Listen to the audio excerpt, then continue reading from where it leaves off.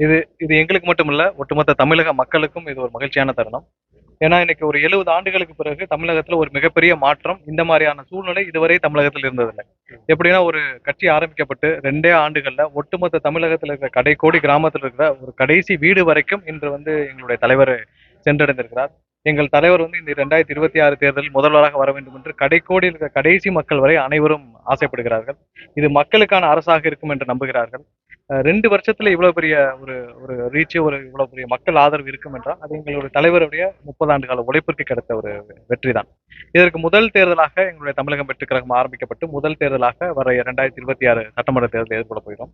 இதற்கு நாங்கள் எங்களுடைய தலைவர் அவரால் தேர்ந்தெடுக்கப்பட்ட சின்னம், எங்களுடைய மொத்தம் 10 சின்னம் கொடுத்தோம். ப்ரையாரிட்டியில எங்களுடைய தலைவர் கொடுத்த ப்ரையாரிட்டியில முதல் சின்னமாக விசில் சின்னம் இருந்தது.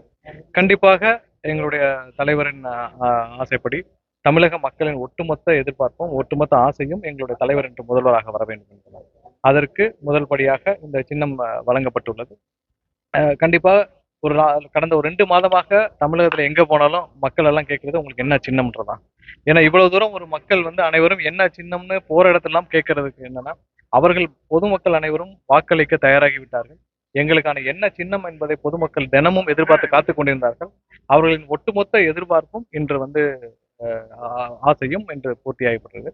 ஒரு ஒரு சின்னம் ஒதுக்கப்பட்டு எங் கட்சியினருக்கு முன்னாடி இன்று மக்கள் அனைவரும் சேர்ந்து கொண்டாடும் ஒரு சின்னமாக இருக்குது. கண்டிப்பா 2026 தேர்தல் வெற்றி சின்னமாக இந்த வெற்றி சின்னம் இருக்கும் என்பதில் எந்த மாற்று கருத்தும் இல்லை. 2026 எங்களுடைய தலைவர் முதல்வராக அமர வைக்கும் இந்த சின்னம் தமிழக மக்களின் ஒட்டுமொத்த மக்களின் வெற்றி சின்னமாக இருக்கும் என்பதில் எந்த மாற்று கருத்தும். தமிழ்நாட்டை பொறுத்த வரைக்கும் சின்னங்கள் எலெக்ஷன்ல ரொம்ப பெரிய ரோல் பிளே பண்ணுது. இன்னும் 90 டேஸ் இருக்கு. நூக்கன் கார்னர் வரைக்கும் எடுத்து போனோம். எப்படி எடுத்து போக போறாங்க? இப்போ நீங்க நான் சொன்னாதான் சொன்னேன். இப்போ ஒரு நிமிஷத்திலேயே 2-3 நிமிஷத்திலேயே பாத்தீங்கன்னா தமிழகம் முழுவதும் இந்த சின்னம் போய் சேர்ந்து விட்டது.